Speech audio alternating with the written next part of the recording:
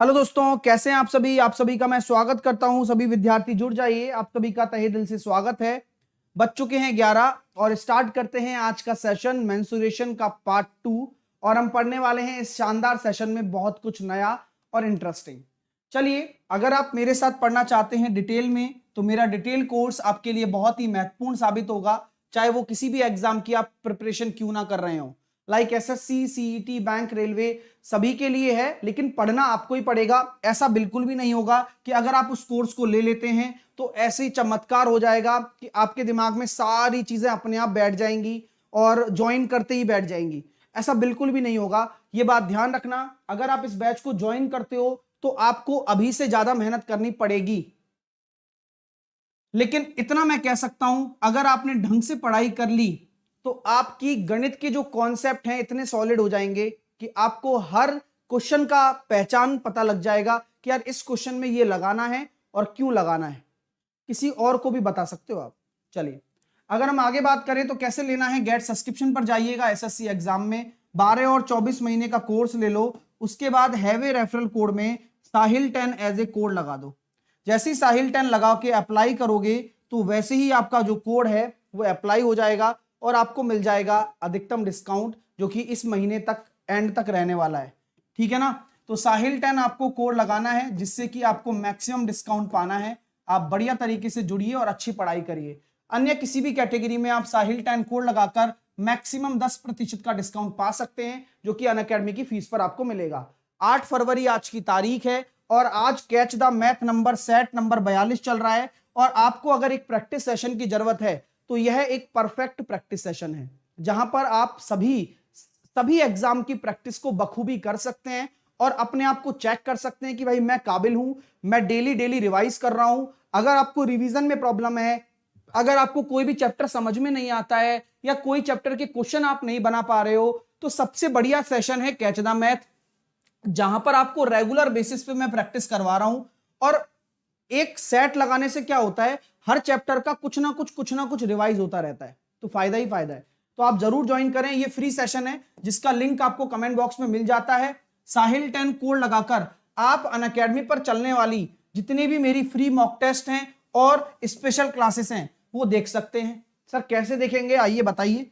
तो अगर आप अनअकैडमी लर्निंग ऐप पर जाते हैं तो एसएससी एग्जाम के अंतर्गत ये मेरी स्पेशल क्लास आपकी चलती है। जैसे ही आप स्पेशल क्लास में जाएंगे तो मेरा नाम सर्च कर लेंगे साहिल खंडेलवाल।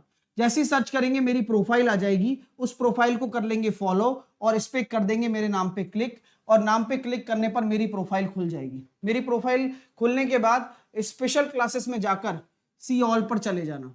सी ऑल पर चले जाओगे तो 8 PM वाली क्लास आपको देखनी है। ठीक है। कैच द मैथ में जाना है, फ्री प्लान के लिए साहिल 10 एज ए कोड लगा देना, आपको डिस्काउंट मिल जाएगा। ठीक है, या फिर फ्री प्लान के लिए एक्सेस मिल जाएगा। ठीक है। चलिए, और 12:30 बजे मैं एडवांस मैथ आपको पढ़ाने वाला हूं। और एडवांस मैथ में जो अभी हमारा चल रहा है वो ज्योमेट्री का पीवाईक्यू चल रहा है, और बढ़िया तरीके से पढ़ते रहिए। सबसे सटीक एनालिसिस के लिए आपको इस नंबर पर क्वेश्चन भेज देने हैं और मजा आएगा। फिर काफी क्वेश्चन का एनालिसिस करेंगे अगर आज पेपर है तो। स्टार्ट करते हैं। ट्राइंगल हम पढ़ रहे थे, हमने ट्राइंगल, इक्विलेटरल ट्राइंगल के बारे में पूरी जानकारी प्राप्त की। तो सबसे जरूरी चीज पूछना चाहता हूं आपसे, इक्विलेटरल ट्राइंगल यानी कि समबाहु त्रिभुज।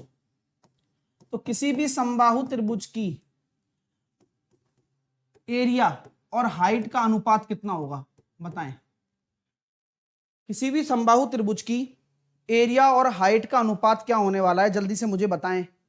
किस संदर्भ में होगा, जल्दी से बताते रहें जिससे कि चीजें और अच्छी हो जाएं।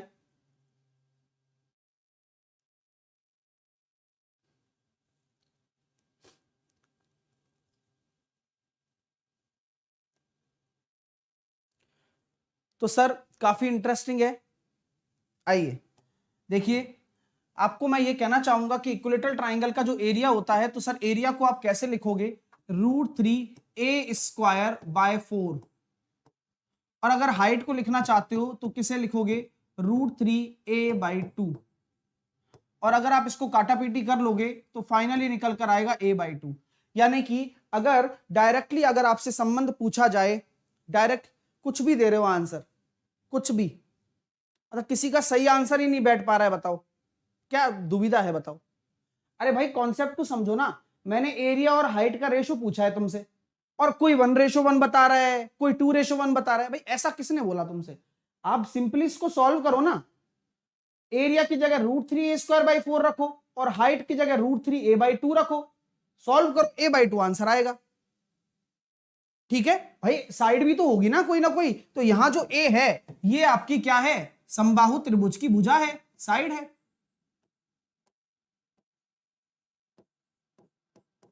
चलो, तो ये आपका डायरेक्ट रिलेशन हो गया किसी भी इक्विलेटरल ट्राइंगल में, इसका क्षेत्रफल और उसकी ऊंचाई के बीच में संबंध, रिलेशन।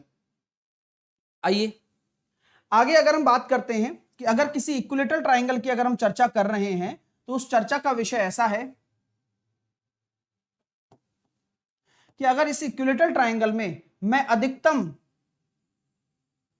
त्रिज्या का एक वृत्त बनाना चाहूं, तो उस वृत्त की त्रिज्या क्या होगी, बताइए। ये सब बातें इक्विलेटरल ट्राइंगल पर चल रही हैं, जिसके बारे में हम अभी चर्चा कर ही रहे थे। आपके नोट्स कंटिन्यू होंगे ऐसी मुझे आशा है। बताइए बताइए बटाबट। अगर किसी इक्विलेटरल ट्राइंगल में मैं अगर बात करता हूं रेडियस की, तो सर जो स्मॉल रेडियस होगा वह आपका होगा, इसकी भुजा अगर a है, तो अभी आपने कल उस दिन बताया था a/2√3 आपकी क्या होने वाली है, यह रेडियस होने वाली है। a/2√3 आपकी रेडियस होने वाली है। ठीक है, अब मैं बात करना चाहता हूं, अब इसके अंदर इक्विलेटरल ट्राइंगल के अंदर बने वृत्त का क्षेत्रफल, बताइए क्या होगा।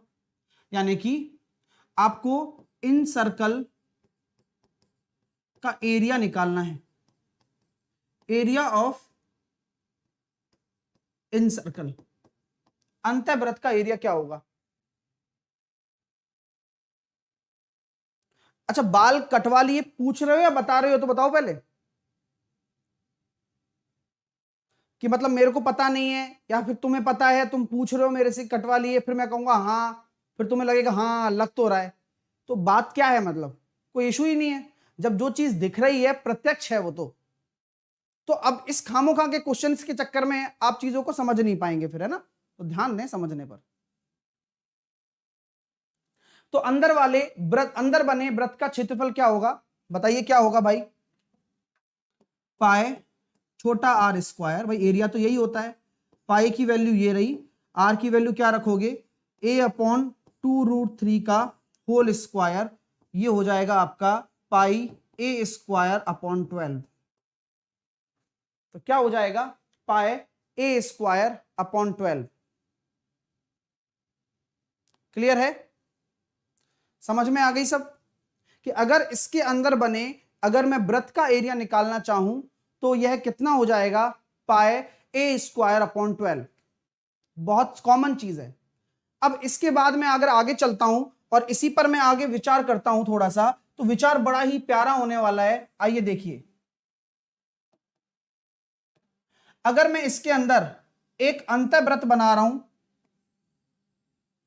जिसकी त्रिज्या अभी r है, और ये भुजा जो है इक्विलेटरल ट्राइंगल की बात अब अभी हम चर्चा कर रहे हैं, और ये आपका क्या है, a है, ये a है, ये a है। तो मैं आपसे पूछना चाहता हूं,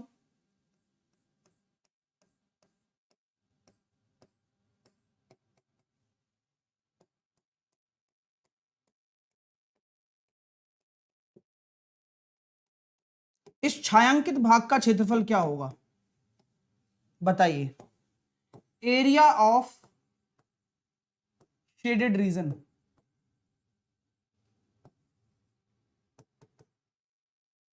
यानी कि छायांकित भाग का क्षेत्रफल क्या होगा, बताओ।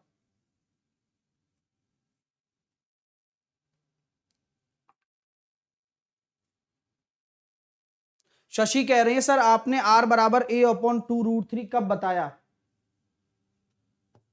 जब तुम सो रहे थे, जब तुमने लास्ट क्लास नहीं देखी, जब तुम्हें पता ही नहीं चलता कि कब क्या पढ़ाया दिया जाता है, जब तुम 2 साल से नहीं पढ़ रहे थे, उस दौरान। क्लियर? एक बच्चा कह रहा है मनोज सर ग्रुप डी के लिए इसमें थोड़ा सा बदलाव आ जाता है गणित में, मेंसुरेशन पलट जाती है क्योंकि वो ग्रुप डी का लेवल है। एसएससी सीजीएल के लिए मेंसुरेशन, ये ट्राइंगल थोड़ा बड़ा बन जाता है और ये एनटीपीसी का साइज है ना? हाँ चलिए, तो अब हम देख सकते हैं कि एरिया ऑफ शेडेड रीजन आपको बताना है। तो इक्विलेटरल ट्राइंगल का जो एरिया होता है √3a²/4 में से आपको क्या घटाना होता है? इन सर्कल, यानी कि इसकी रेडियस क्या है? a/2√3 और अभी इसका एरिया निकाला था आप लोगों ने πa²/12, तो वो आपको घटाना होगा। अगर आप इसमें से a²/12 बाहर लेना चाहते हैं तो 3 का ऊपर नीचे गुणा करना है, 3 का ऊपर नीचे गुणा करना है, और जब आप 3 का ऊपर नीचे गुणा कर देंगे तो कितना होगा? 3√3 माइनस का पाए, तो ये आपका राइट आंसर हो जाएगा, 3√3 माइनस का पाए। ठीक है, तो एरिया ऑफ शेडेड रीजन आपने निकाल के दिखा दिया। क्लियर है? चलिए, तो यहां तक आपको समझ में आ रहा है कि भाई हम इन सर्कल पर कितने तरह के क्वेश्चन बना सकते हैं अगर कोई इक्विलेटरल ट्राइंगल में प्लेस्ड है। तो ये बहुत ही प्यारा कॉन्सेप्ट है जिसके बारे में आप चर्चा कर रहे हैं और जान रहे हैं। चलिए, अगर हम बात करते हैं एनटीपी साइज के हिसाब से आउटर सर्किल की,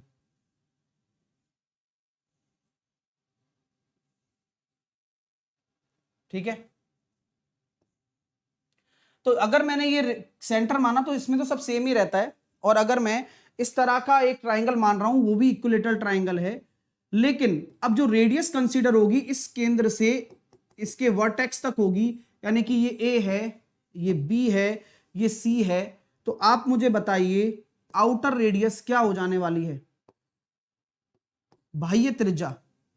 तो किसी भी इक्विलेटरल ट्राइंगल की अगर आउटर रेडियस की बात करें तो उसकी भुजा बटे √3।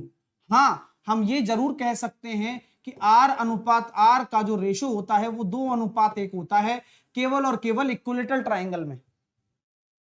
तो यहां से आपकी जो निकल कर आ गई रेडियस, वह कितनी निकल कर आ गई? a/√3। क्लियर? तो अगर मैं इसका एरिया निकालना चाहूं तो क्षेत्रफल क्या होगा? एरिया ऑफ सर्कम सर्किल, परिवृत्त का एरिया। ये जो त्रिज्या है ये क्या है? परित्रिज्या, सर्कम रेडियस।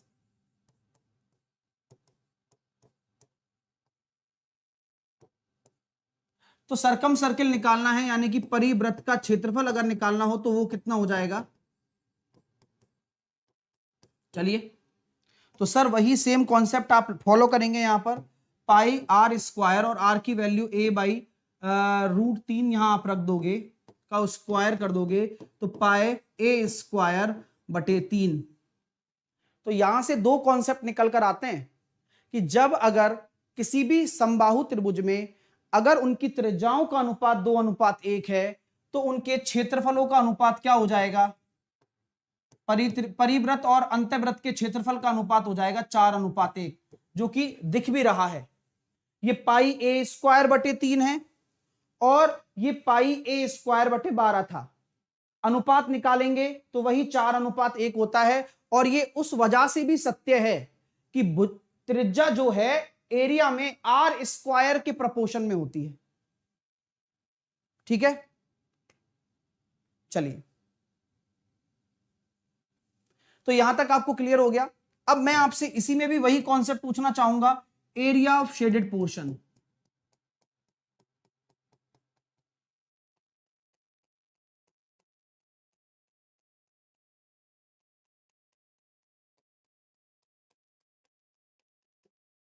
तो आप मुझे बताएं एरिया ऑफ शेडेड रीजन इस वाले में क्या होगा, यानी कि छायांकित भाग का क्षेत्रफल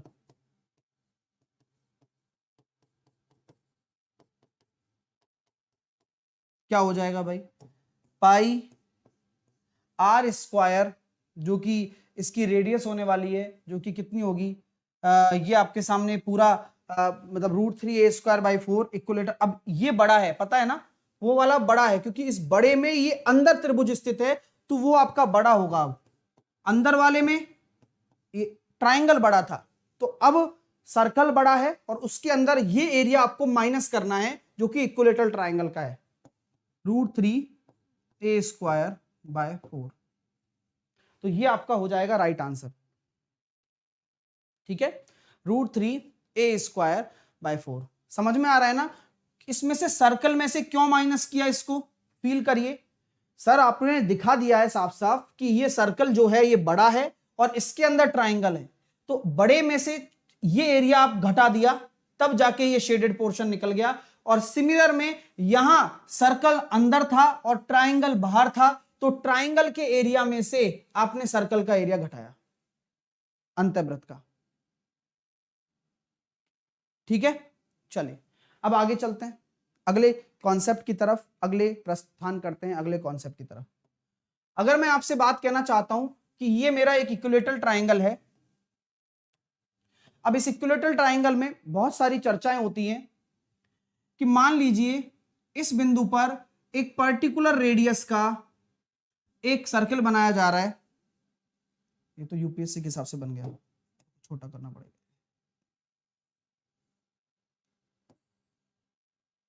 ठीक है, अरे ओरे देख लो, ये क्या हालत हो गई है? सही है, अब ठीक है भाई, डर गया था मैं तो देखिए, अगर इस तरह का कोई आपके सामने सर्कल बन जाता है, मतलब अगर यहां आपके शीर्ष हैं और ये इक्विलेटरल ट्राइंगल की हम बात कर रहे हैं, हमेशा से इक्विलेटरल ट्राइंगल की हम बात कर रहे हैं। ठीक है, तो अगर मैं कहूं कि तीनों वृत्त बनाए जाते हैं और एक दूसरे को स्पर्श करते हैं, तो आपको क्या निकालना है, तो उन वृत्तों की आपको रेडियस भी दे रखी जाती है, जैसे कि मैंने इस तरह से आपका एक ट्राइंगल बना दिया।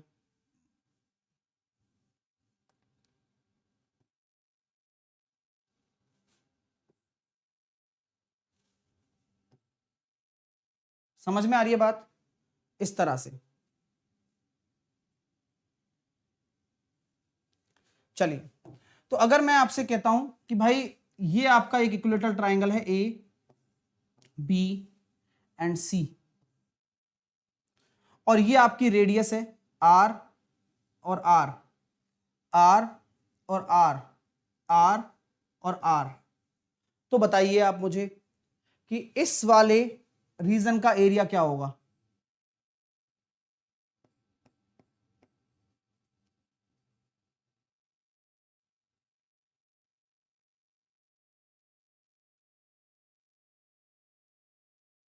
ये जो शेडेड रीजन है,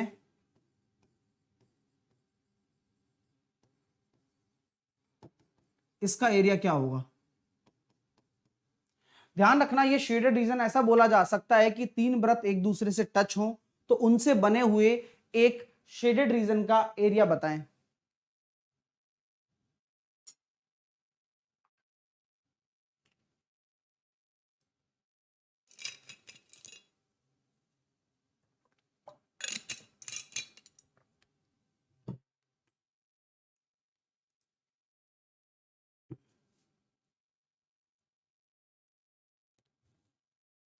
तो जानकर काफी अच्छा लगेगा, सर ये तो इक्विलेटरल ट्राइंगल वैसे भी दिख रहा है और वैसे भी है। मैंने कहा ठीक है, थोड़ा समझिएगा, क्योंकि दिमाग लगाना बेहद आवश्यक है, उसके बिना आप इन चीजों को समझ नहीं पाएंगे। आइए, कि इस अगर शेडेड रीजन की बात करें, छायांकित भाग की बात करें, तो मुझे भी समझ में आ रहा है और आपको भी समझ में आ रहा है कि इस इक्विलेटरल ट्राइंगल में से, सुनिएगा, एरिया ऑफ शेडेड रीजन, छायांकित भाग का क्षेत्रफल बराबर होगा एरिया ऑफ इक्विलेटरल ट्राइंगल का एरिया माइनस 3 गुणा 60 डिग्री के सेक्टर का एरिया, त्रिज्या खंड का एरिया, बोलिए 3 गुणा 60 डिग्री के त्रिज्या खंड का एरिया। तो जानकर काफी अच्छा लग रहा है कि सर इक्विलेटरल ट्राइंगल का एरिया तो पता लगा दूंगा, क्योंकि इक्विलेटरल ट्राइंगल की जो साइड है, side of an equilateral triangle यानी कि समबाहु त्रिभुज की भुजा, वह कितनी निकल कर आ रही है? 2a निकल कर आ रही है, या 2r, क्योंकि 2r ही है, r और r। लेकिन ध्यान से देखिए, मैं क्यों कह रहा हूं कि ये 60 डिग्री के सेक्टर हैं, क्योंकि समबाहु त्रिभुज का प्रत्येक कोण 60 डिग्री ही होता है। और आपको जानकर काफी अच्छा लगेगा कि अगर मैं इस सेक्टर की बात कर रहा हूं, ध्यान से गौर से देखिएगा, इन सेक्टर्स की बात कर रहा हूं मैं, इन सेक्टर्स की, एक ये हो गया, एक ये आपका त्रिज्या खंड हो गया, और एक ये आपका त्रिज्या खंड हो गया। ये 3 त्रिज्या खंड हो गए, ये 3 आपके सेक्टर आपको नजर आ रहे हैं। ये क्या बनाएंगे? अगर मैं इनको इस तरह से दिखाऊं तो क्या मैं कह सकता हूं कि यह एक अर्धवृत्त बना लेंगे, ऐसे अर्धवृत्त बना लेंगे जिनका 60-60 डिग्री का कोण है।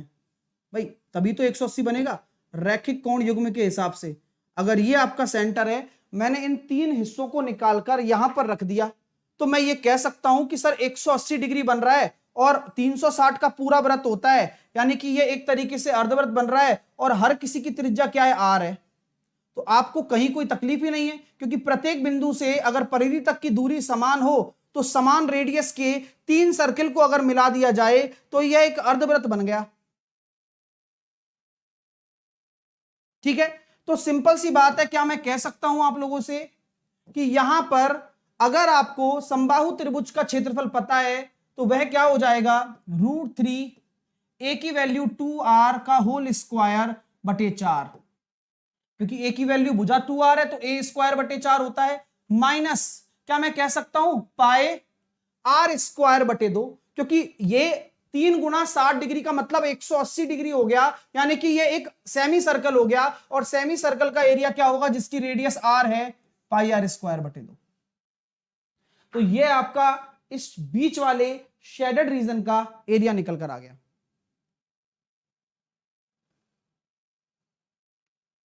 ठीक है, ये बीच वाले शेडेड रीजन का एरिया निकल कर आ चुका है। फर्दर आप इसको और भी सॉल्व कर सकते हैं, ऐसा कोई इशू नहीं है। अगर मैं सॉल्व करके और भी लिख दूं तो वो भी हो जाएगा। कैसे करेंगे? मैंने √3 को लिखा, ये 4r स्क्वायर है तो √3 केवल r स्क्वायर बचेगा, क्योंकि 4 से 4 कट जाएगा, माइनस पाए r स्क्वायर बटे 2, और मैं r स्क्वायर अगर कॉमन ले लूं तो ये आंसर आएगा √3 माइनस पाए बाय 2, जो कि यही आंसर है। r स्क्वायर बराबर √3 माइनस पाई बाय 2। आप इसे कभी रट नहीं सकते हो। सबसे अच्छी बात यह है कि आप इसे कभी रट नहीं सकते हो इस चीज को कि यार मैं रट लूंगा हो जाएगा, नहीं, दिमाग लगाना ही पड़ेगा, सॉल्व करना ही पड़ेगा, तब जाके उत्तर आएगा। क्लियर? चलिए, और जिनके ये पल्ले नहीं पड़ रहा है, जिनके ये समझ में नहीं आ रहा है, तो हो सकता है अभी आप लगातार नहीं पढ़ रहे हो, कारण कई सारे हो सकते हैं, दिमाग भी ना हो, दिमाग कहीं और चल रहा हो, बहुत सारे रीजन हो सकते हैं, या किसी और अध्यापक की पढ़ाई समझ में आती हो, तो उनसे मैं कभी कंपैरिजन नहीं कर रहा हूं, क्योंकि इतना अच्छा पढ़ाने के बाद भी अगर आपको ना समझ में आए तो ये आपका ही फॉल्ट है, उस फॉल्ट को जरा ठीक कर लें। अब हम आगे बात करते हैं राइट एंगल ट्राइंगल के ऊपर चर्चा करते हैं। आइए, तो right angle triangle, right angle triangle सबसे क्या खास बात है उसके बारे में विस्तृत चर्चा करने वाले हैं। राइट एंगल ट्राइंगल को क्या कहा जाता है? समकोण त्रिभुज। यह सबसे अच्छा त्रिभुज है जो क्या डिसाइड करता है? पाइथागोरस। यह पाइथागोरस को ही प्रूफ करता है, इसलिए a square plus B square बराबर सी स्क्वायर दिखाता है। यहां सी आपकी लार्जेस्ट साइड होगी, आपकी सी क्या होगी, लार्जेस्ट साइड होगी, हमेशा होगी। तो अगर सर इस तरह का, अगर ये राइट एंगल ट्राइंगल इस तरह का नियम दिखाता है तो यहां ट्रिपलेट का भी रोल होगा, बिल्कुल होगा। तो ट्रिपलेट्स जानना बेहद आवश्यक, क्योंकि आधी से ज्यादा गणित पेपर में इन्हीं से ही सॉल्व होती है। तो क्यों ना इस बात पे ट्रिपलेट्स को लिखा दिया जाए, और इतनी बार लिखाने का उद्देश्य भी यही रहता है मेरा कि यार ना चाहते हुए भी बच्चा यूं कहता है कैसे रटूं कैसे रटूं कैसे याद करूं, तो मत कर याद भाई, लेकिन रेगुलर अगर क्लास देखेगा ना तो मतलब गधे को भी याद हो जाएगा। चलिए, तो कैसे करेंगे डियर, अगर हम कहते हैं कि ये आधार है, अगर हम कहते हैं कि ये आधार है यानी कि ये बेस है, और ये आपका क्या है, परपेंडिकुलर है यानी कि लंब है, और आपका ये क्या है, हाइपोटेनस है यानी कि कर्ण है।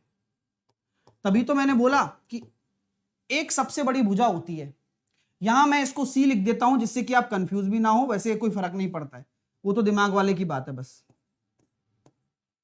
ठीक है, चलिए तो ट्रिपलेट फटाफट से लिख लेते हैं। ये स्टार्ट होती है कहानी 3 4 5 से, 3 4 5 के बाद 6 8 10, 6 8 10 के बाद 9 12 15। मुझे ये याद नहीं है, मैं पता क्या कर रहा हूं, इसमें गुणा कर रहा हूं, इसमें 2 का गुणा कर दिया, इसमें 3 का गुणा कर दिया, अब आगे बनाऊंगा तो 4 का गुणा कर दूंगा तो 12 16 और 20, आगे बनाऊंगा तो 5 का गुणा कर दूंगा 15 20 और 25, इस तरह से एंड सो ऑन। तो ये तो आपके 3 4 5 से बनने वाले एक वो ट्रिपलेट्स होते हैं जिनके बारे में आपको जानकारी होना अनिवार्य है। ठीक है, चलिए अब इसके अलावा क्या है देखिए, 5 12 13, 8 15 17, 9 40 41, 20 21 29, 7 24 25, 11 60 61, 12 35 37। तो ये सब क्या हैं, आपके ट्रिपलेट्स हैं जो आपके बहुत काम आने वाले हैं, और पेपर में हर बार इन्हीं में से पूछा जाता है। हाँ, हो सकता है कि आपको आधा करके भी दे दे, जैसे कि कभी कभार क्या होता है बच्चे को कंफ्यूज करने के लिए वो क्या करता है एग्जामिनर, जैसे कि मैंने 9 40 41 को चुना तो मैंने 9 की जगह यहां क्या रख दिया, 4.5 रख दिया, क्योंकि कैलकुलेशन बढ़ जाती है ना, क्योंकि पाइथागोरस लगाने में पसीने निकल जाएंगे। और 41 की जगह मैंने क्या रख दिया, 20.5 रख दिया। तो आपसे पूछ लिया जाता है कि ये क्या होगा। तो आपको जब भी कोई पॉइंट मिले, जैसे कि दशमलव मिल गया, तो आप इसको पूर्णांक बनाओ, चाहे आपको किसी भी चीज का गुणा करना पड़े दोनों में, क्योंकि उसी पर्टिकुलर रेशो में ये रहते हैं। ठीक है, तो यहां पर हम ये कह सकते हैं क्या, यूनिवर्सल ट्रिपलेट कितने होते हैं अनुराग, यूनिवर्सल नहीं कहते, प्रिमिटिव और नॉन प्रिमिटिव होते हैं, और ट्रिपलेट की कहानी अथाह है, अनंत है। तो जो इंपॉर्टेंट है, जो एग्जामिनर भी सोच सकता है, हम भी सोच सकते हैं, वो आपको सब बता दिया जा रहा है, और वो इतना ही सोच सकता है, जैसे कि 4.5 दे दिया, 20.5 दे दिया। अब आपका ये ज्ञान है कि आप इसको डबल करके देखो कि यार ये 9 बन रहा है और ये 41 बन रहा है, अच्छा तो यानी कि ये 40 होगा, यानी कि ये 20 होगा, क्योंकि एक्चुअल में तो 20 ही आएगा, लेकिन 9 और 41 से 2 से गुणा करने पर आपको पता चल गया कि हाँ ये 20 होगा। ठीक है, तो ये पता चलने वाली बात भी आनी चाहिए कि भाई पता कैसे चलेगा, बोले ऐसे चलेगा पता। क्लियर है, चलिए अब चलते हैं राइट एंगल ट्राइंगल पर, थोड़ी सी चर्चा का विषय आगे बढ़ाते हैं। तो राइट एंगल ट्राइंगल के बारे में जो हम चर्चा कर रहे थे, यहां पर हमने बोला कि ये ए है, ये बी है, ये सी है, ये आपका आधार है, और ये आपकी ऊंचाई है, और ये आपका कर्ण है। तो सबसे बड़ी बात मैं आपसे कहना चाहता हूं कि मुझे बताइए इस राइट एंगल ट्राइंगल का एरिया क्या होगा। तो सर ये तो सिंपल है, 1/2 आधार इंटू ऊंचाई होता है, इसमें कोई संशय नहीं है, कोई डाउट नहीं है। पहली चीज यहां पे आपको क्लियर हो गई राइट एंगल ट्राइंगल के बारे में, पाइथागोरस हमने बता दिया है, चलिएगा क्लियर है।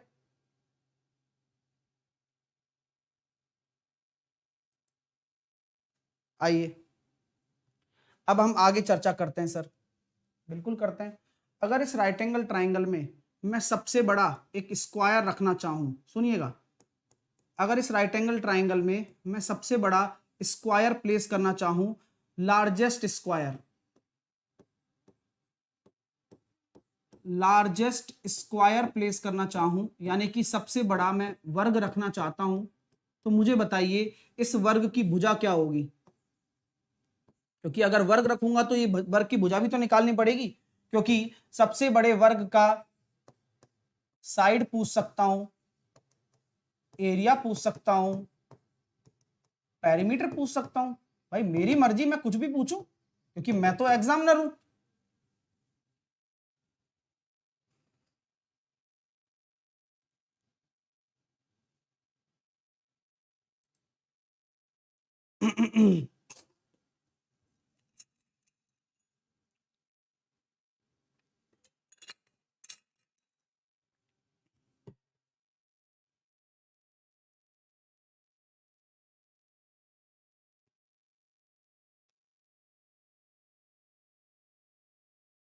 चलिए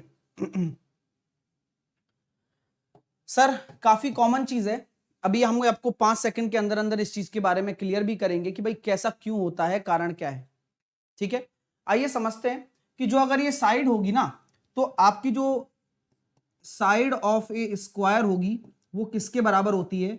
ध्यान से सुन लीजिए, साइड ऑफ ए स्क्वायर आपकी जो बराबर होती है वो बेस इंटू हाइट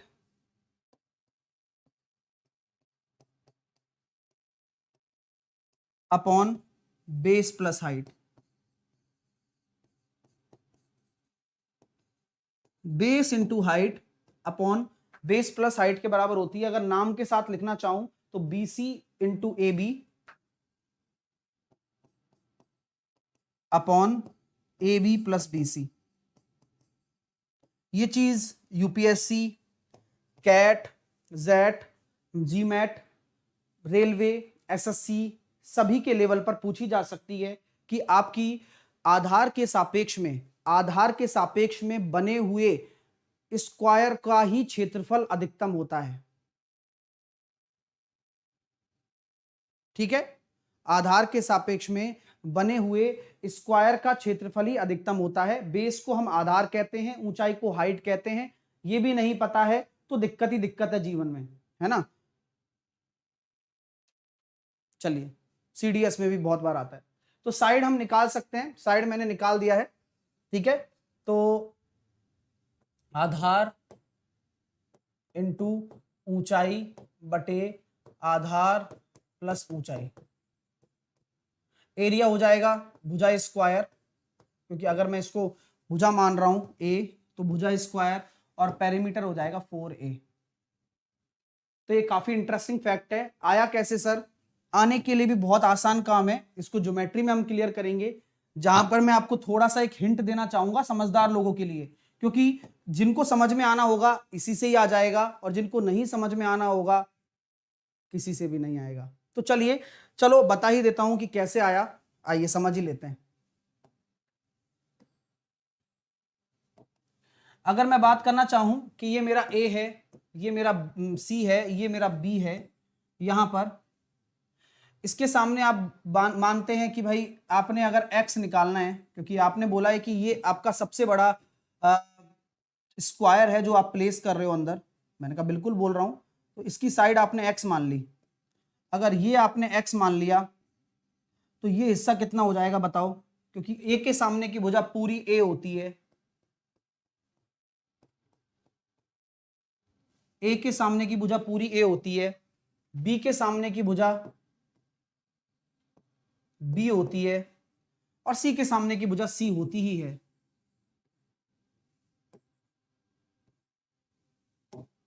तो जब भी आप चर्चा कर रहे हैं, जब भी आप चीजों को समझ रहे हैं, ठीक है, तो ये कितना हो जाएगा सर? ये A माइनस एक्स हो जाएगा। ये कितना हो जाएगा? ये B माइनस एक्स हो जाएगा। आइए, आप जानते हैं कि अगर ये आपका एक ट्राइंगल का थीटा एंगल मैंने मान लिया, तो ये एंगल भी थीटा होगा, कारण दो समांतर भुजाओं की, दो समांतर भुजाएं हैं ना, ये दोनों आपस में पैरेलल ही होंगी। उनको कोई तिर्यक रेखा काटे तो उनके संगत कोण आपस में बराबर होते हैं, संगत कोण आपस में बराबर होते हैं। तो ये एंगल थीटा है, बिल्कुल है। तो आप पहला काम तो वही कर सकते हो, थीटा बराबर लगा सकते हो यहां b माइनस एक्स अपॉन आधार x है अपॉन यहां पर x upon a minus x है। बस सॉल्व कर लिया। एक्स स्क्वायर बराबर A B minus B x minus A x minus x square, sorry plus हो जाएगा ना, माइनस माइनस, ठीक है, ये कट गया। तो यहां पर आ गया a प्लस बी एक्स बराबर ए बी, तो x की वैल्यू निकल कर आ गई A B upon A plus B. तो वही चीज तो मैंने बताई है जहां c का कोई भी काम नहीं है। हाँ चलिए, शशि कह रहे हैं, शशि जब से क्लास स्टार्ट हुई है तुम्हारे डाउट ही खत्म नहीं हो रहे, ना मेंसुरेशन समझ में आ सकता है ऐसे, क्योंकि जब जो चैप्टर चल रहा होता है कई विद्यार्थियों के दिमाग में क्या होता है, अपनी ही गणित चल रही होती है, ये हो जाए, ऐसा हो जाना चाहिए था, मेरे को तो वो ही नहीं आता, ये तो मैं चलो देख रहा हूं, बस देखने से हो जाएगा, ये भी हाथ से निकलता जा रहा है। तो तुम्हारा कभी कुछ हो ही नहीं पाएगा अगर आप इस चीज को नहीं समझोगे। समय से पहले मैं आपको गाइड कर रहा हूं, इसको आप गाइडेंस समझिएगा, क्योंकि आपके दिमाग में अभी भी कुछ अलग ही दुनिया चल रही है जिसमें आप फंसे हुए हो। जो इतनी बेहतरीन क्लास चल रही है उसे फिर बर्बाद कर रहे हो, और इतना समय आपके पास होगा नहीं कि आप दोबारा पढ़ो। फिर आप कहोगे मास्टर ने ही खराब पढ़ाया था, मैं तो क्लास में मौजूद था, है ना। मैं तो, अब एक बच्चा कह रहा है हिंदी में लिखो, अब इसमें हिंदी क्या होगी भाई, एक्स को तो एक्स ही लिखूंगा, ये तो प्रूफ है पूरा, इसमें हिंदी इंग्लिश का क्या काम है। ठीक है, तो ये आपका प्रूफ हो गया कि भाई सबसे बड़ी भुजा निकल कर आ गई A B upon A plus B, जो ए आपका आधार था, बी आपकी ऊंचाई थी।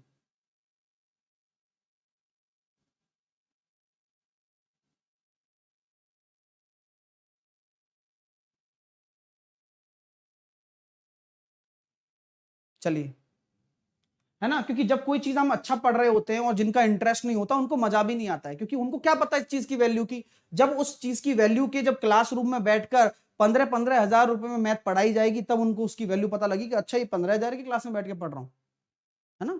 चलिए, तो ये सारे टाइप की हम चीजें करने वाले हैं और दिमाग कुछ भी नहीं लगाना है, बस समझना ही जरूरी है। क्वेश्चन तो लल्लू बनते हैं इस पर, आधार दे देगा, ऊंचाई दे देगा, 5 सेकंड में निकाल लोगे, कौन सी बड़ी बात है। चलिए, तो अब हम चलते हैं आगे, आइएगा। अगर मैंने आपका एक राइट एंगल ट्राइंगल ले लिया और इस राइट एंगल ट्राइंगल में मैंने मान लिया कि ये ए बी एवं सी मेरा एक राइट एंगल ट्राइंगल है 90 डिग्री, और मैं आपसे कहना चाहता हूं कि इस बार आप जो वर्ग बना रहे हो वह कर्ण पर व्यवस्थित कर रहे हो। किस पर? कर्ण पर। यानी कि आप इस बार जो एक दो तरह की सर्किल बन स्क्वायर बन सकते हैं, जब आधार पर बनाया वो, और कर्ण पर बनाया। कर्ण को अगर आपने आधार मान लिया इसका, तो इस तरह से, तो ये आपके बन गया दूसरा स्क्वायर। तो इसकी भुजा निकालनी हो तो कैसे निकालेंगे? ये ए बी सी है और इसको मैंने मान लिया पी क्यू आर एस, ये मेरा एक स्क्वायर है, और इसकी भुजा कैसे निकालेंगे? और अगर मैं इसको सी दे देता हूं तो ज्यादा आपको अच्छा लगेगा शायद, इसको मैं बी मान लेता हूं। तो ए के सामने की भुजा ए होती है,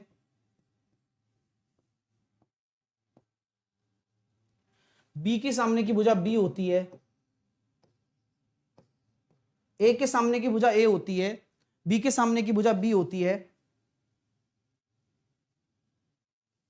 ठीक है, तो यहां पर आपके सामने सबसे जो इसकी भुजा निकलेगी, जहां पर आपके हाइपोटेनस पर अगर एक स्क्वायर को प्लेस किया जाए तो वह साइड क्या होगी, उसे जानते हैं तीनों भुजाओं का गुणनफल A B and C upon तीनों भुजाओं का गुणनफल आधार का स्क्वायर लंब का स्क्वायर, सुनिएगा आराम से, आधार का स्क्वायर लंब का स्क्वायर, क्योंकि सारा रिलेशन आधार और लंब में ही होगा, plus A B. Note down कर लें और लिख लें, क्या सर ये याद करना पड़ेगा?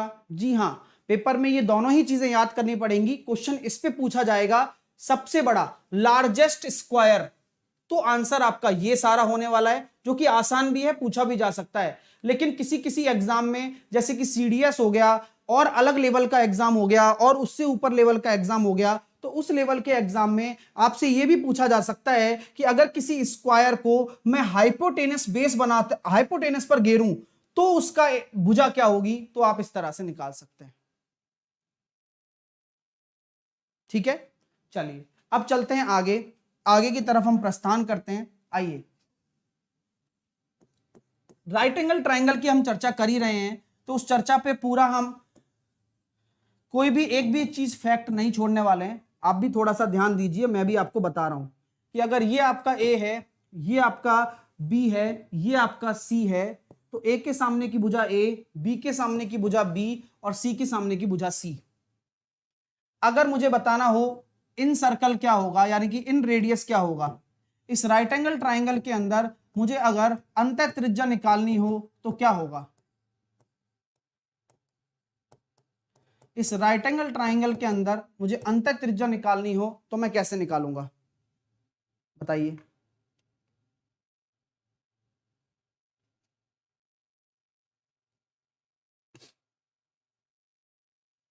चलिए,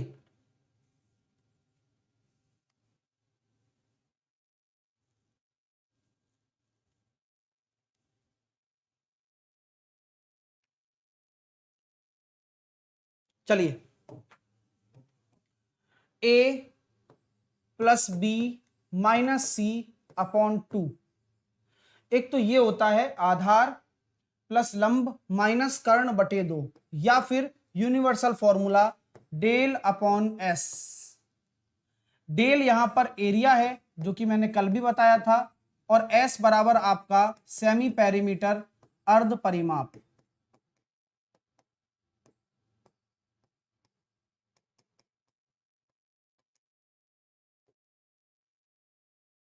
अगर मैं आउटर रेडियस की बात करूं, यानी कि परित्रिज्या की बात करूं, तो परित्रिज्या क्या हो जाएगा?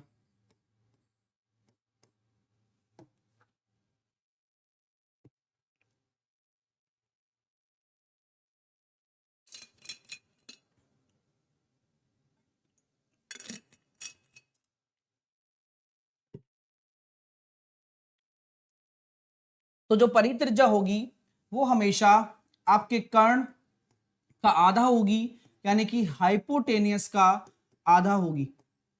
वही आपकी क्या कहलाएगी? परित्रिज्या कहलाएगी, और सरकम रेडियस कहलाने वाली है। ठीक है, तो दिमाग में रखना, बहुत ही प्यारा कॉन्सेप्ट है। अब इस पर मैं एक प्रश्न और कहना चाहूंगा आपसे कि अगर मैं सी से बीसी पर एक लंब डाल रहा हूं बीडी, सी से अगर बीसी पर एक लंब डाल रहा हूं जिसका नाम है बीडी, ये मैंने आपके सामने लंब डाला है, तो सॉरी सीडी, तो इस सीडी की लेंथ कैसे निकालूंगा? इस सीडी यानी कि अगर मुझे परपेंडिकुलर की लेंथ निकालनी है किसी भी राइट एंगल ट्राइंगल में, समकोण से डाले गए सामने वाली भुजा कर्ण पर डाले गए लंब की अगर मुझे लंबाई निकालनी है तो मैं कैसे निकालूंगा?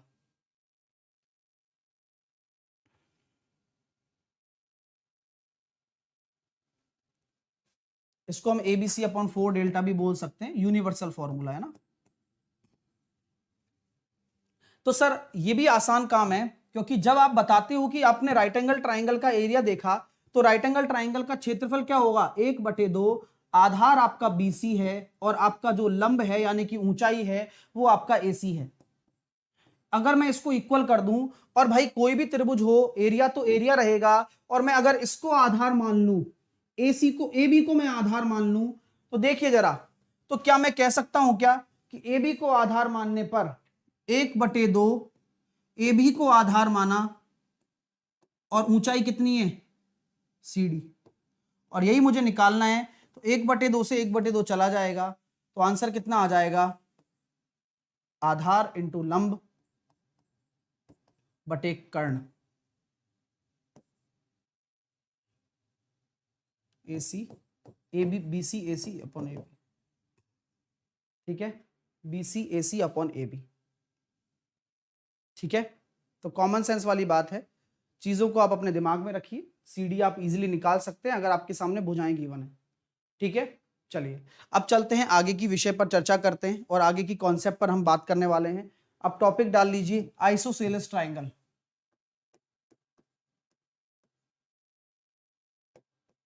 आइसोसेलेस ट्राइंगल अच्छा ट्राइंगल है, नाम से पता लग रहा होगा, समद्विबाहु त्रिभुज।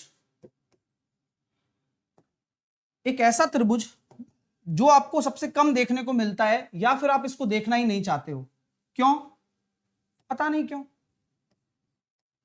लेकिन काफी अच्छा है कि आपका जो एक ट्राइंगल है एबीसी, यह एक आइसोसेलेस ट्राइंगल है जिसकी दो भुजाएं हमेशा बराबर होंगी और तीसरी भुजा बराबर नहीं होगी। यानी कि अगर मैं इसको अगर मैं ए मान रहा हूं तो ये आपकी समान भुजाएं हो गई और बी आपकी असमान भुजा हो गई। तो यहां दो साइड हमेशा इक्वल होती हैं।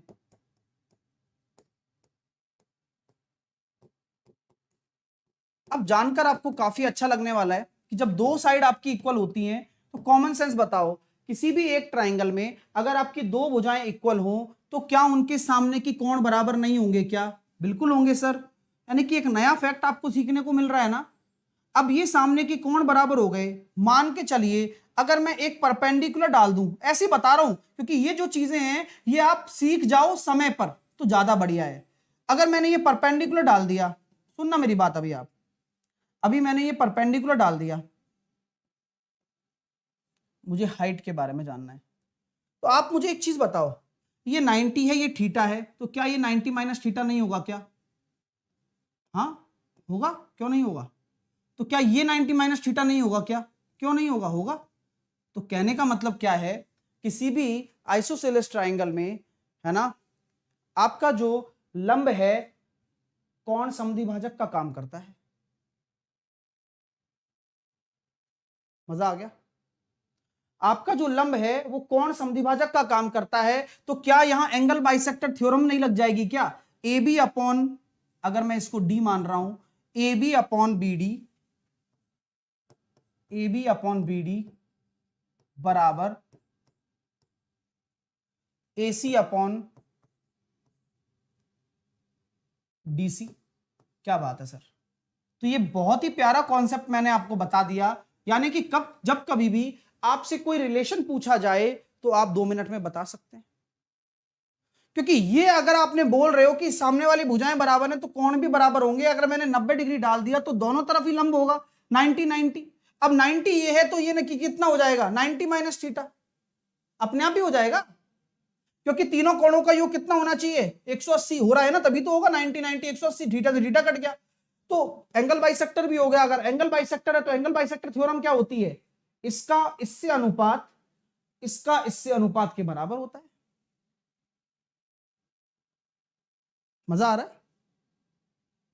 चलिए, तो कितनी सारी चीजें क्लियर हो रही हैं आप लोगों के लिए, ये आप ही जान रहे हो, क्योंकि ये बहुत ही आवश्यक विषय वस्तु है जिसके बारे में मैं चर्चा कर रहा हूं और मुझे लगता है कि ये उचित भी है ना डियर, क्योंकि बहुत प्यारी चीजें आप यहां सीखोगे भी और आपको बताऊंगा भी। चलिए, ये आपने समझ लिया। अब इक्विलेटरल आइसोसेलेस ट्राइंगल के बारे में चर्चा करते हैं, एरिया के बारे में। एरिया कैसे निकालते हैं, कैसे फॉर्मूला रटते हैं और कैसे फॉर्मूला डिराइव करते हैं। ए बी सी आपका एक इक्विलेटरल ट्राइंगल है जहां पर मैंने ए बी को ए सी के बराबर माना है और समान भुजा को मैं यही मानूंगा ए। तो मैं हमेशा एक नोटेशन लिख देता हूं, इक्वल साइड को आप क्या मान लें, ए मान लें, और अनइक्वल साइड, क्योंकि असमान भुजा भी तो होगी, वो होगी बी। तो इक्वल साइड को आपने ए मान लिया। 90 माइनस क्यू कैसे होगा सर? आप सॉल्व करना नहीं जानते हो डियर, इसी वजह से आपको नहीं पता लग रहा है ना।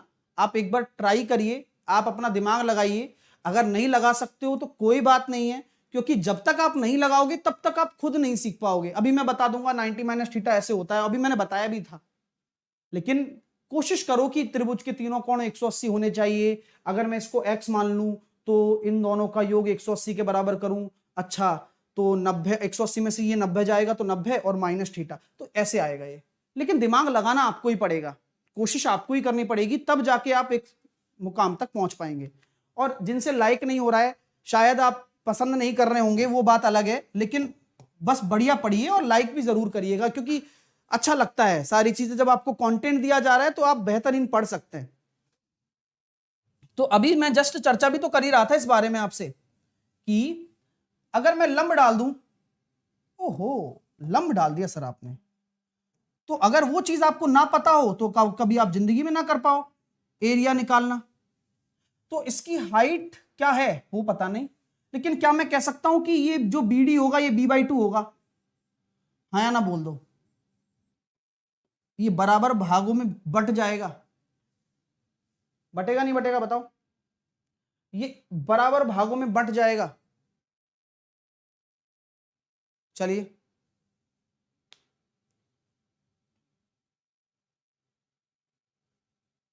ठीक है, तो ये एक तरीके से मीडियन भी हो गया लंब, तो समबाहु त्रिभुज में होता है। और ये कुछ रटना नहीं है, ये आपको अब समझ में आने लग रहा है। हाँ यार, ये तो बहुत अच्छी बात बताई है कि समबाहु त्रिभुज अगर कभी आ जाए तो अब आपके पास समबाहु त्रिभुज के बारे में नॉलेज गेन हो रही है। इससे पहले आपको ये जानकारी नहीं थी। नॉलेज क्या मिली आपको कि यार ये तो लंब है और लंब ही तो मीडियन है, क्योंकि ये बराबर भागों में बांट रहा है और बांटेगा ही। क्या बात है, तो बस हाइट निकाल सकते हो क्या? 90 डिग्री, ये B/2, ये कर्ण, तो हाइट कितना आ जाएगा? कर्ण का स्क्वायर माइनस आधार का स्क्वायर, ये हाइट आ गई। और क्षेत्रफल क्या होता है? कोई भी ट्राइंगल की बात करो तो जब हाइट पता हो तो एरिया तो यही निकलेगा 1/2। आधार कितना है पूरा? बेस इंटू हाइट, बस आ गया। ये एरिया है, रटना नहीं है, समझ समझ के कर रहे हो, और यही सबसे बड़ी आपकी स्वाभाविक तौर पर जीत भी तो है। आधार पूरा लेना है और हाइट क्या है? A² minus B²/4।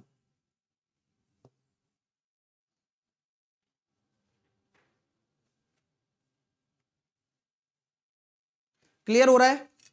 चीजें यहां तक समझ में आ गई?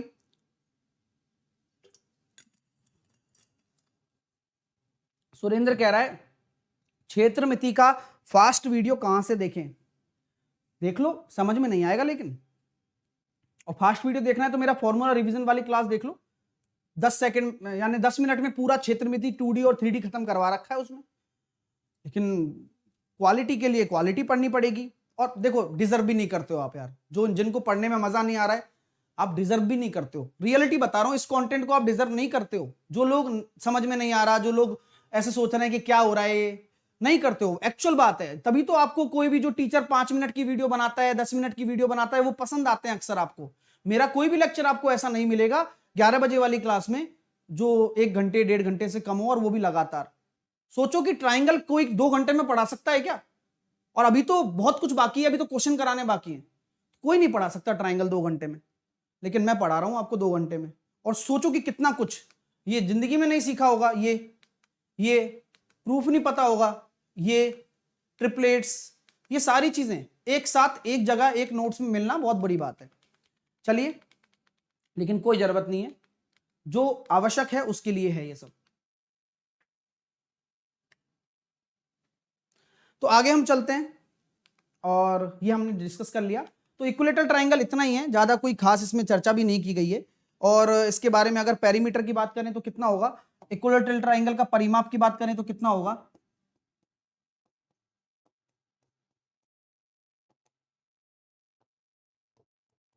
बताइए क्या होगा, बताओ।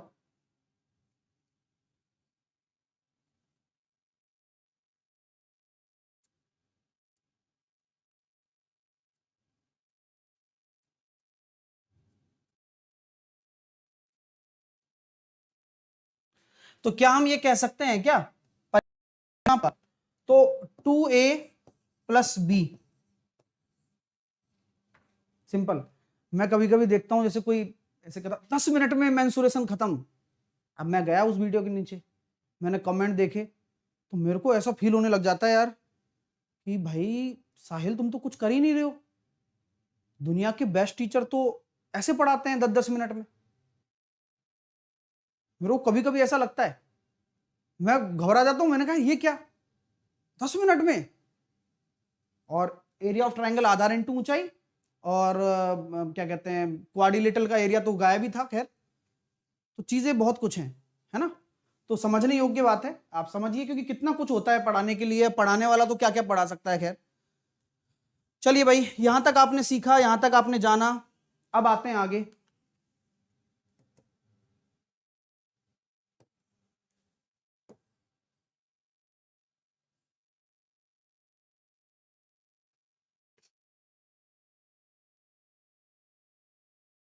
ढंग से नहीं बना है ना।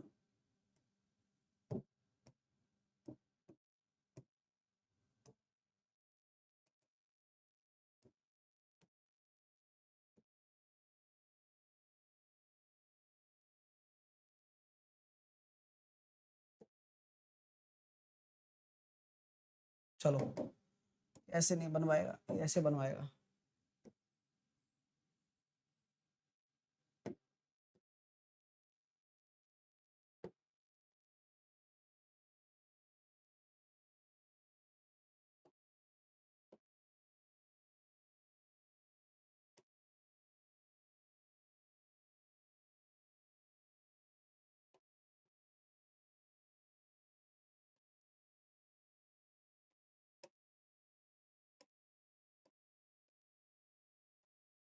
चलिए,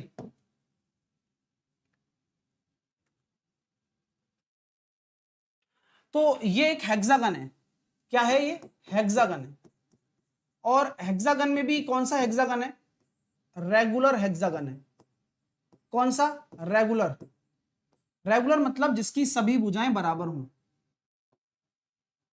तो हमेशा एक चीज आप ध्यान रखो, ये मैंने कॉन्सेप्ट इसलिए लिया है क्योंकि पेपर में भी आ सकता है और आ भी जाएगा, कि अगर किसी भी हेक्सागन की अगर हम बात करते हैं ना, तो हेक्सागन जो बना होता है ना, अब हालांकि पॉलीगन में ज्योमेट्री में अलग से पढ़ाऊंगा, लेकिन इसके बारे में अभी चर्चा करना बेहद आवश्यक है, क्योंकि बहुत बार आता है ये काम में।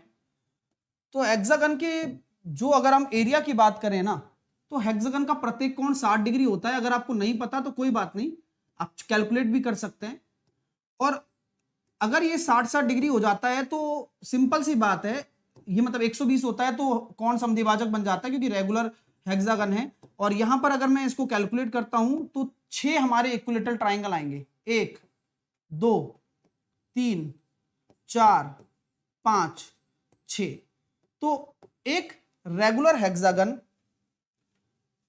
इज इक्वल्स टू 6 इंटू समबाहु त्रिभुज, 6 इंटू इक्विलेटरल ट्राइंगल।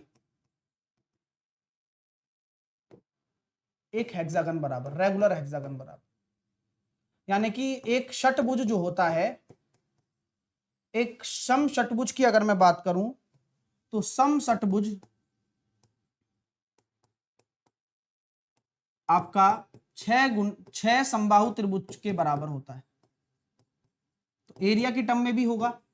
तो अगर अभी आपको अगर एरिया निकालना हो षटभुज का, तो वो होगा √3a² 4 का 6 गुणा, यानी कि 3√3a² 2। दिमाग में रखिएगा, ठीक है। पेपर में प्रश्न आते हैं इस पर, और जो चीज काम की है वो सब कुछ है ना। 6 भुजाओं वाला जो बहुभुज है वो 6 समबाहु त्रिभुज से मिलकर बना होता है। ये आपके लिए जानकारी थी। तो यहां लगभग आपका ट्रायंगल खत्म हो गया है ना। अब हम क्वेश्चंस कर रहे हैं इस पर और करेंगे स्टार्ट। अब ये क्वेश्चंस आपको बना के लाने हैं। कल मैं आपको रेक्टेंगल पढ़ाऊंगा और पहले इन क्वेश्चनों को मात्र 10 मिनट के 15 मिनट के भीतर भीतर खत्म करने की कोशिश करेंगे, क्योंकि कुछ भी नहीं है। होप सो कि आप सारे प्रश्नों को बनाकर लाएंगे। अगर नहीं बना सकते हो तो आप लेक्चर भी ढंग से नहीं पढ़ रहे हो, क्योंकि मैं समझता हूं ना यार, ये प्रैक्टिस मैं आपसे करवाना चाहता हूं, इसलिए मैं आपको देता हूं। 27 क्वेश्चन ट्रायंगल के ऊपर है, जहां पूरा ट्रायंगल मैंने निपटा दिया है। रेलवे के पर्पज से क्वेश्चन है सारे ये, है ना। कोई ऐसा लेवल नहीं है जो आपको डरा सके। तो मैंने कंटेंट में तो आपको बहुत अच्छा लेवल दिया है, लेकिन क्वेश्चंस आपके रेलवे के पर्पज से हैं, ठीक है माय डियर। साथ के साथ में ये मैं कल आपको रेक्टेंगल पढ़ाऊंगा, जिसके मैंने क्वेश्चन हालांकि डाल दिए हैं, लेकिन फिर भी हम इनको डिस्कस करेंगे कल। पूरा रेक्टेंगल खत्म करने वाले हैं, रेक्टेंगल से रिलेटेड जितने भी ऊंचाई, लंबाई, चौड़ाई सब कुछ खत्म करने वाले हैं। तो जो भी सेशन को लाइक नहीं कर पा रहा है उससे मैं एक कोशिश चाहूंगा कि भाई थोड़ी सी एक बार कोशिश करके देखो, क्या पता आज आपसे लाइक हो जाए या हमेशा लाइक हो जाए। तो सेशन को लाइक जरूर करें। 12:30 बजे मैं ज्योमेट्री कराने वाला हूं आप लोगों को, तो ज्योमेट्री में आपसे मैं मिलूंगा। साथ के साथ में आप अपने अगर पेपर देकर आ रहे हैं तो क्वेश्चन इस नंबर पर शेयर जरूर करें। साथ के साथ में आपको कैच द मैथ जरूर देखना है, जो कि आपके लिए काफी उपयोगी साबित होगा 8 PM पर। Catch the math daily regular basis पे प्रैक्टिस के तौर पर देखते रहिए 8 PM पर, क्योंकि इससे बाहर ना तो कुछ गया है ना जाएगा। कैच द मैथ आपके पेपर में बहुत रोल निभाएगा। लिंक आपको इसका कमेंट बॉक्स में मिल जाएगा, ठीक है, लिंक कमेंट बॉक्स में मिल जाएगा। साहिल 10 आपको कोड लगाकर वहां पर जुड़ना है। कैच द मैथ में कैसे देख सकते हैं मैं बता देता हूं। अनअकैडमी लर्निंग ऐप पर जाएं, SSC एग्जाम पर जाएं, स्पेशल क्लासेस पर जाएं, मेरा नाम सर्च कर लें, मुझे कर लें फॉलो, और फॉलो करने के बाद में सिंपल सा प्रोसीजर है, स्पेशल क्लास पर जाकर सी ऑल पर चले जाना। 8 PM वाली क्लास को कंटिन्यू देखते रहना, क्योंकि रात को भी होगी और बढ़िया चीजें हम सीखने वाले हैं आज भी। साहिल 10 कोड लगाकर अनलॉक हो जाएगा मेरा कोई भी वीडियो आप देखना चाहें। अगर आप मेरे साथ कंप्लीट प्रिपरेशन करना चाहते हैं तो बस मेरे साथ पढ़ो मेरे फाउंडेशन बैच में। इससे बेटर कंटेंट आपको और भी मिलने वाला है, क्योंकि पढ़ने से मिलेगा। अच्छा पढ़ने के लिए मेहनत करनी जरूरी है। जो मेहनत कर सकता है वो मेरे साथ जुड़कर पढ़ाई शुरू कर दे, क्योंकि ये जो बैच है ये आपके सभी एग्जाम के काम आने वाले हैं। और आपको ना केवल मैथ मिलेगी, आपको सभी सब्जेक्ट मिलने वाली हैं। साहिल 10 कोड लगाकर अभी आप मेरे साथ जुड़िए और फरवरी के महीने में तैयारी शुरू करिए, तब जाके आप नवंबर तक प्रिपेयर हो पाएंगे आपके कोई भी एग्जाम के लिए, चाहे वो कोई भी एग्जाम हो। तो बस जुड़ जाओ, 12 महीने और 24 महीने का कोर्स ले लो, और अभी सबसे सस्ता है, लेके फ्री हो जाइए। साहिल 10 आपको कोड लगाना है, बिना किसी गैप के लगाना है। कैसे देंगे? SSC एग्जाम में मेरा कोर्स मिलेगा, गेट सब्सक्रिप्शन पर जाना है, और भी बहुत सारे एजुकेटर मिलेंगे, 200 से ज्यादा एजुकेटर हैं। 12 और 24 महीने का लेकर साहिल 10 एज ए कोड लगाकर आप जुड़ सकते हैं, ठीक है। चलिए, तो किसी भी कैटेगरी में कोई भी कोर्स लो तो साहिल 10 लगाकर डिस्काउंट मिल जाता है आपको। Thank you so much, thank you for watching this video. Like जरूर करिएगा, शेयर जरूर करिएगा अपने दोस्तों तक, अपने प्रिय मित्रों तक, क्योंकि आप एक ऐसी चीज शेयर कर रहे हो जो उनके लिए भी प्राइसलेस है ना, प्रीसियस भी बोल सकते हैं, चलिएगा।